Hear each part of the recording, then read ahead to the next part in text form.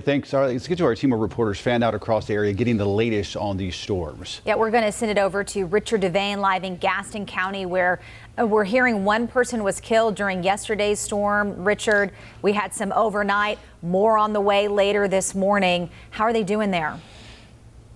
Yeah, as you can well imagine. Good morning to you, first of all. Good Thursday morning. A lot of folks are going to be spending the day drying out and cleaning up and assessing some of the damage caused by these storms that blew through here, causing, as you said, a lot of damage, including that one person who lost their life. I'm here at a Red Cross center that's been set up at the Adult Recreation Center. You can see there's some cots over here for folks who may need them. Of course, some folks are already here in another section. Of course, we try not to disturb folks in the morning, as you can well imagine. A lot of folks dealing with power outages. I'm actually dealing with 2 power outages this morning. We want to tell you to take a look at some of these pictures we have right here. These are some pictures that were sent in to us, and we had a lot of calls yesterday here in Gaston County.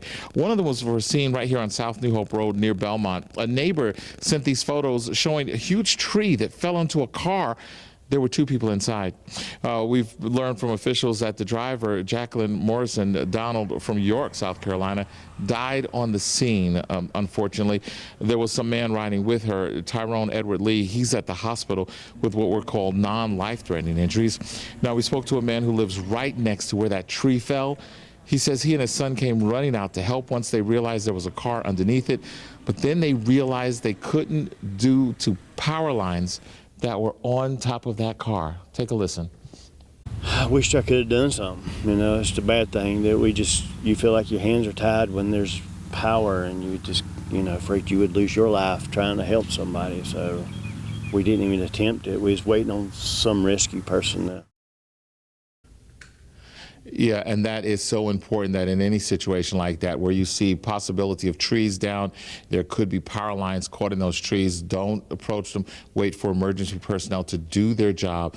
Of course, they've been working throughout the morning. As a matter of fact, there was a fire just about 10 minutes away from here. Some of those folks may be coming over to this center as well. We don't know if that fire is weather related, but of course, we're going to continue to keep you updated through the morning as people assess the damage and prepare for anything else that happens to roll our way. That's a story right here in Gaston County. Guys, we'll send it back to you. Thanks. All right. Now, just in the newsroom in the past couple of minutes, we're learning Duke Energy reporting more than 70,000 outages across the area. The bad news gets worse for folks without power this morning because it doesn't look like the repair crews will be able to work for at least the next few hours. That's because the bucket trucks used to repair those power lines won't go up with wind speeds above 30 miles an hour, and we expect to see those off and on throughout the morning. Also into the WCNC Charlotte newsroom, we're learning both Gaston County and Cleveland County schools will be closed today to students. Now, in both those districts, it will be an optional work day for teachers. If additional closings come in, you can find them at WCNC.com/closings. And as we continue to stay weather aware this morning, Charlotte Douglas Airport feeling the effects of these storms. There have been over 700 delays since the first round of storms Wednesday afternoon. More than 50 flights have also been canceled. The airport is experiencing delays of 90 minutes or more at this time.